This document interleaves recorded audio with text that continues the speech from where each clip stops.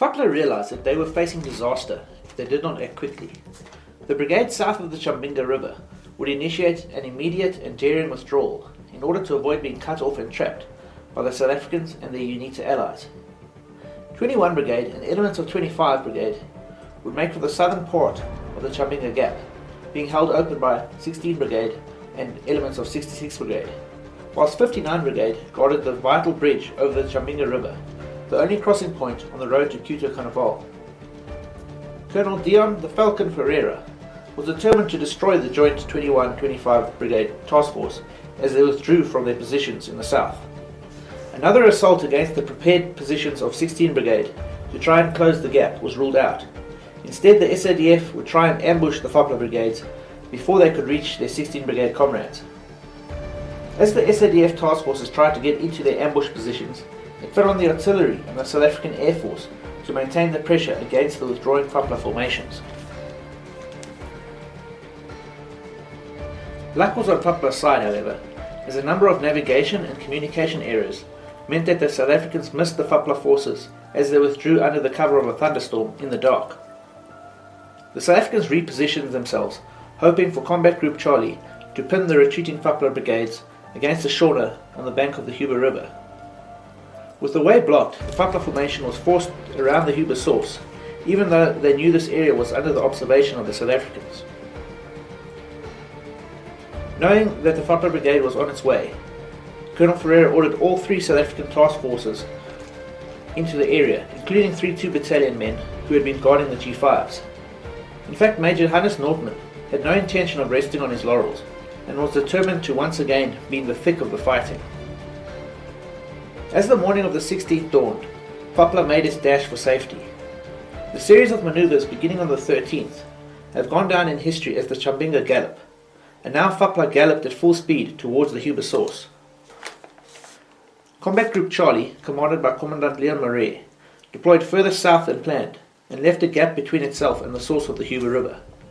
FAPLA headed for this gap at full speed, and when Combat Group Charlie repositioned itself, what was meant to be an ambush instead became a meeting engagement as the lead element of both armies arrived at the Huber source at the same time.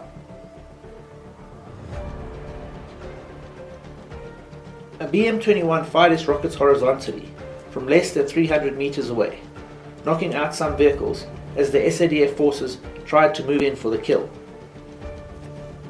Major Hannes Nordman and the Buffaloes of 3 2 Battalion were once again to be found wherever the fighting was fiercest. His Rifle 90s knocked out 3 tanks in the brutal firefight. After its rushed repositioning and 6 hours of combat, the 4 side Rifles of Combat Group Charlie were running low on fuel and ammunition. They had, however, stopped the bulk of the FAPLA units from escaping round the Huber source. So when 21 Brigade began to dig in the late afternoon, Commandant Marais gave permission for Charlie to break contact and resupply. Major Nordman and Combat Group Bravo were less than happy with this order, as they felt that they were beginning to get the better of FAPLA. However, Marais was confident that they could re-equip his forces before FAPLA was ready to attempt the crossing once more. FAPLA had other ideas, however, and as soon as the South Africans broke contact, they abandoned their positions and dashed around the source of the Huber before anyone could act. They were aided in this by another thunderstorm, which obscured the view of the SADF artillery observers. The hare had sprung the trap, and now a desperate chase was on. With 61 mech in the lead and Combat Group Bravo as the reserve, the South Africans chased FAPLA towards the Chambinga bridge. Fortune was not with the SADF, however. In spite of the artillery destroying large numbers of men and vehicles at the Chambinga bridge, the veterans of 59 Brigade herded their comrades through the choke point with considerable skill. The Chambinga Gallop was over. Although the FAPLA brigades had once again lost hundreds of men and dozens of vehicles, they had escaped to fight another day, and that day would come soon. After their withdrawal across the Chambinga bridge, FAPLA dug into a series of defensive positions. These positions formed what were effectively 3 defensive lines between the SADF, UNITA forces and Cuito Cuanavale. This posture was in line with the belief held by FAPLA and the Cubans that the South Africans intended on capturing Cuito Cuanavale as part of a major offensive against the southeast of the country. when in fact after the last few skirmishes in late November, Operation Modular was coming to an end. The South African Defence Force had succeeded in all their regional goals. Not only had they stopped the offensive against Mavinga, but they had also inflicted massive losses against the enemy forces. There was now a need for a reappraisal before moving forward. This coincided with the end of the 2 years of national service for the conscripts of 61 Mech and 4 Psi. Their service could have been extended, as it was during my father's time in Operation Savannah. However, the politicians were still officially denying that the SADF was in Angola at all. In fact, Jonas Savimbi was only too happy to continue this fiction and claim all the credit for FAPLA's horrendous losses. The generals had promised the national servicemen that they would be home before Christmas. They made good on their word, and the conscripts handed their equipment over to their replacements, men from the intake 6 months later than their own. For the returning soldiers, the mud and blood of Angola was replaced with the beer and the knowledge that they would soon be out of uniform and return to their civilian lives in a few short weeks.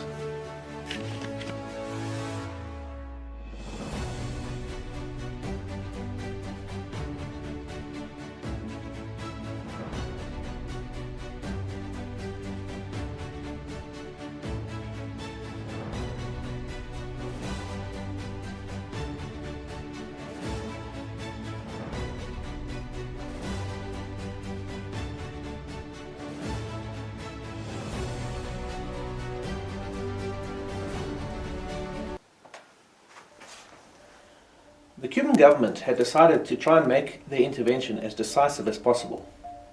Patriotic and revolutionary calls went out for volunteers, whilst Castro had already decided to dispatch his elite 50th Division.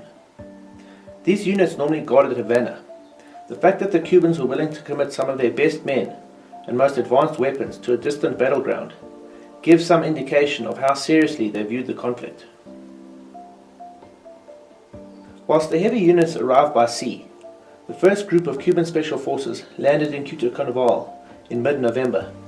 These men were to bolster the morale and defences of the FAPLA units garrisoning the town's defences.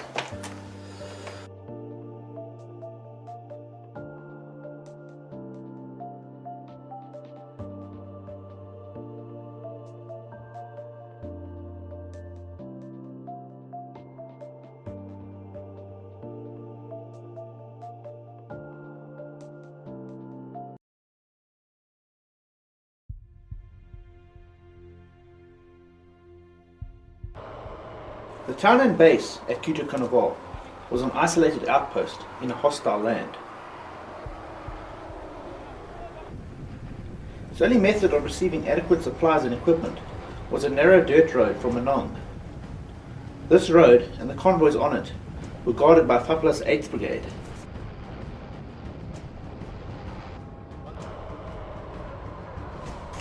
However, it wound through land and past villages long controlled by UNITA.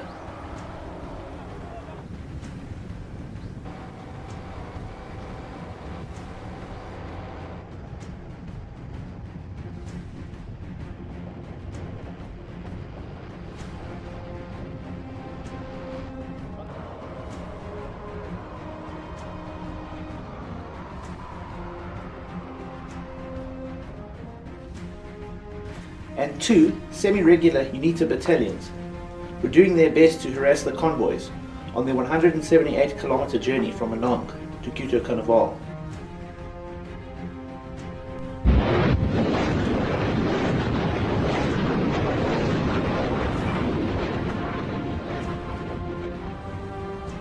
The convoys had heavy escorts, and though most of them left behind a few burning vehicles along the way, they always got through in the end.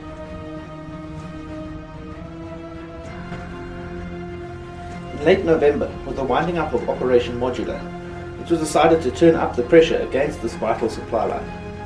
After a brief rest back at Buffalo, the elite soldiers of 3-2 Battalion would be sent to interdict the FAPLA supply line. This task force would be commanded by the veteran Commandant Jan Hochart, second in command of 3-2 Battalion. Hochart would use the devastating multiple rocket launchers of Papa Battery, a 106mm anti-tank group with Milan missiles supporting, and various other supporting elements from 3-2 Battalion, in a fight far away from the firepower available to the heavy mechanized forces. Whilst 3-2 Battalion was getting its dozens of vehicles and men into position, the Air Force would attack the convoys whenever they were halted or grouped close together. Recce's from 3-2's reconnaissance wing had the entire road under observation. Their intelligence on vehicle concentrations was transmitted to the Air Force, and with the road mined and constantly ambushed, the convoys would take 3 to 4 days to cover the arduous route. The Mirages from one squadron were operating at the limit of their range and beyond fighter support.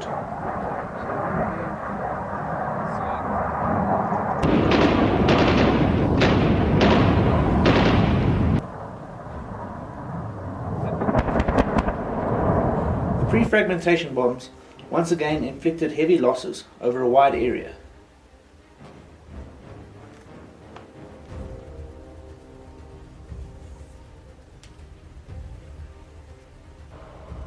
The road between Manong and Cuito Cuanavale earned the nickname the Road of Life and Death.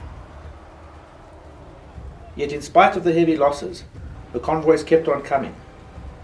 With Cuba's entry into the war, all plans to abandon Cuito Cuanavale and retreat northwards were permanently discarded.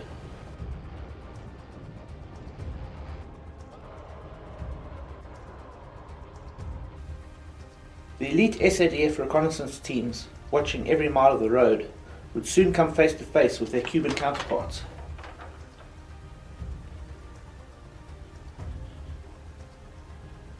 Cuban special forces joined the FAPLA units patrolling from Manong as more Cuban reinforcements began to arrive in the area. There were a number of inconclusive skirmishes in the early months of 1988.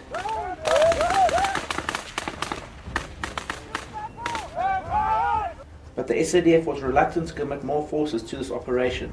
The road watching teams avoided open combat and continued to mine the roads and call in airstrikes.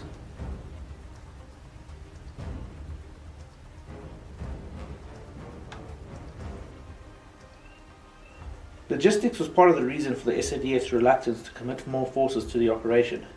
As it was, Commandant Hougaard had to carry every round of ammunition and every pound of fuel into the theatre, driving only at night to avoid the MiGs flying out of Manong.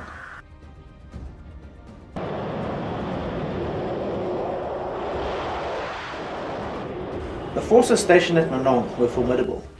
Mi-8 and Mi-24 helicopter gunships would take off daily to hunt out the Buffaloes and the UNITA allies operating in the area.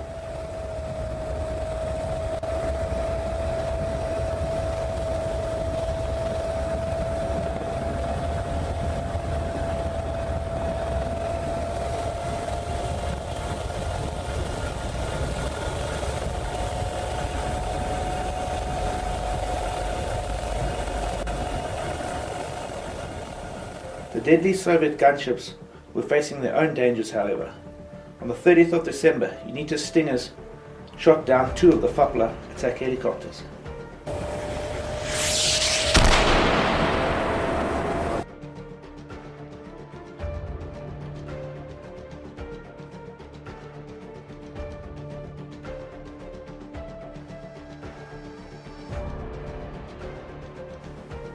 The slow-moving convoys would wind their way forward tentatively and under heavy escort. As such, the 178-kilometer journey seemed to take a lifetime.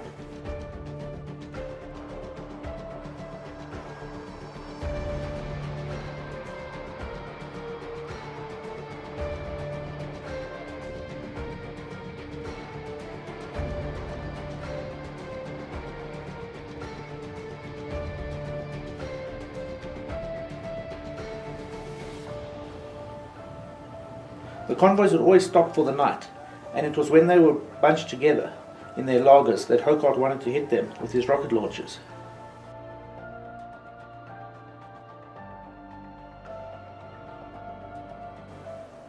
At 3 a.m. on January the 10th, the rocket launchers of Papa Battery fired on 192 rockets into the tail and center of a halted convoy. For the remainder of the operation, the MRLs engaged nighttime vehicle concentrations whenever the opportunity presented itself.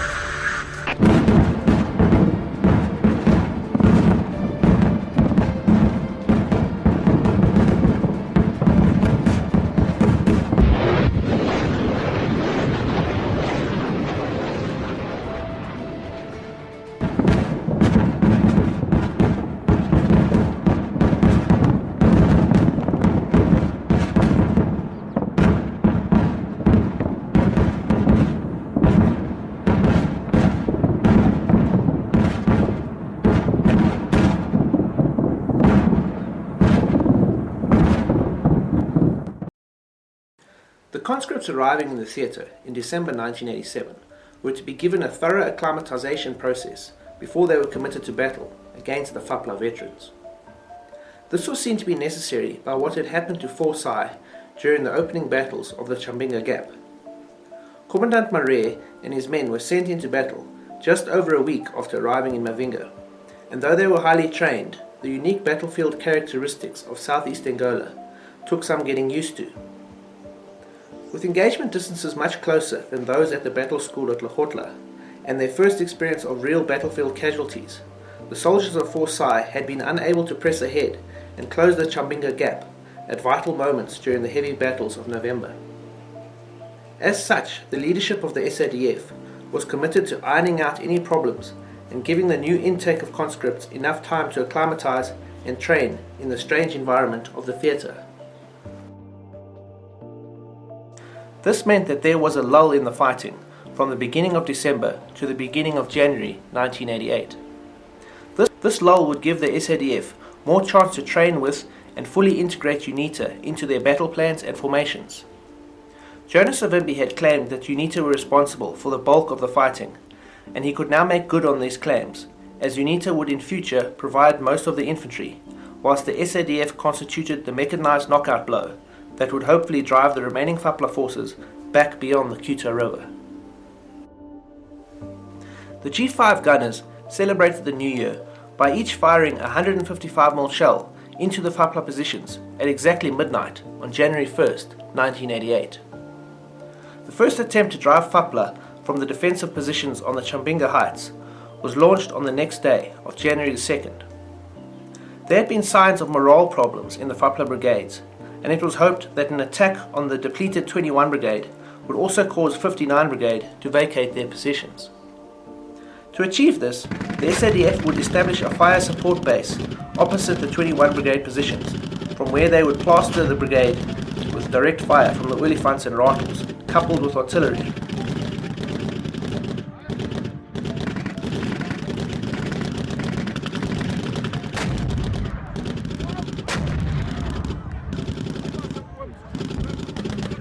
It was hoped that this would sufficiently soften up FAPLA for UNITA to take the positions in a large-scale morning attack. The UNITA attack went in, but was soon pinned down. Meanwhile, the MiGs from Anong flew countless airstrikes against the SADF, bombing and strafing every likely target in the area. One bomb fell within the vehicle laager of the SADF, damaging a Sawmill water carrier.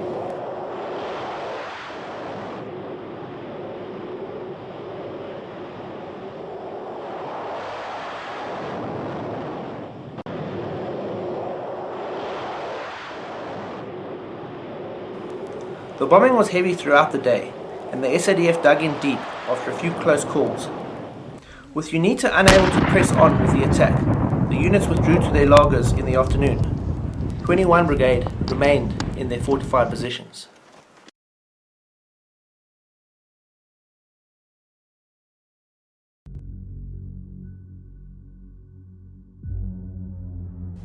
The most vital and vulnerable choke point in the FAPLA supply system was the bridge across the Cuito River at Cuito Cuanavale. It was across this steel-reinforced concrete bridge that every litre of fuel and round of ammunition had to cross before entering the area of operations.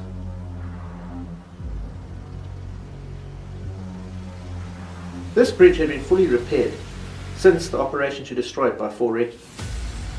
Since October, however, the bridge and the rest of Cuito Cuanavale had been under the observation of South African artillery observers.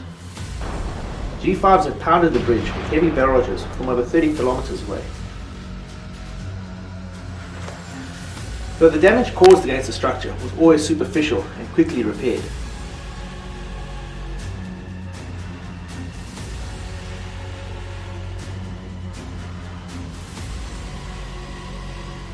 The artillery then adopted a policy of destroying the vehicles as they appeared on the bridge.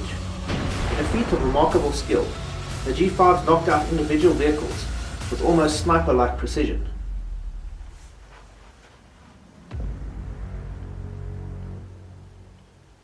The strongly built structure could withstand the shelling indefinitely, and with supplies and reinforcements constantly coming in from Anong, including some of the first Cuban units, it was imperative that the SADF cut the bridge once and for all.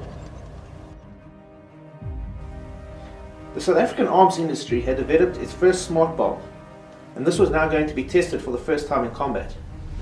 The Buccaneers from 24th Squadron would carry out their attack with the prototype weapon.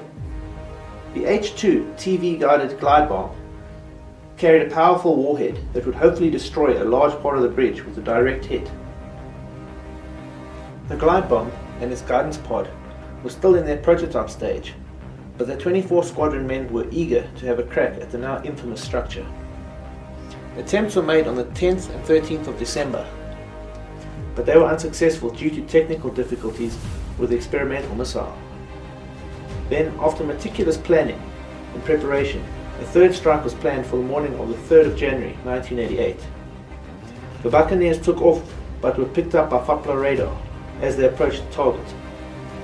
MiGs were vectored in towards the Buccaneers, and they withdrew to base without launching their attack.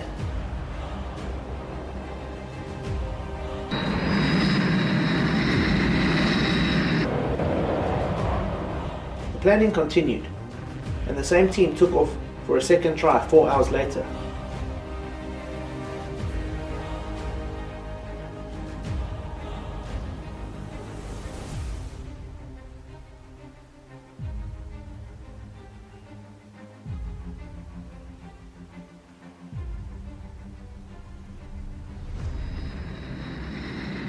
The Buccaneers came in low until they pitched up into their attack profile in order to acquire and lock onto their target. In spite of MiGs being in the area, the weapons operator in the rear cockpit managed to synchronize the visuals between aircraft and missile.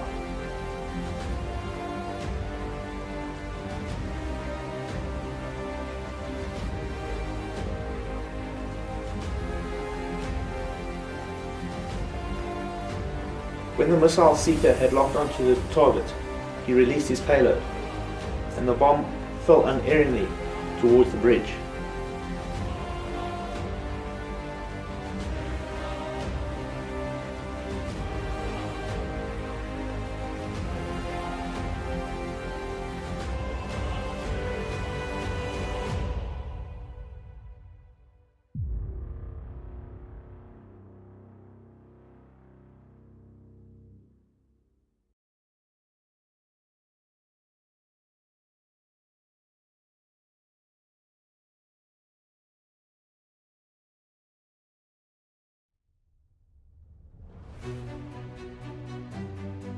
Two spans were destroyed, and a 20-meter gap was blown in the crossing.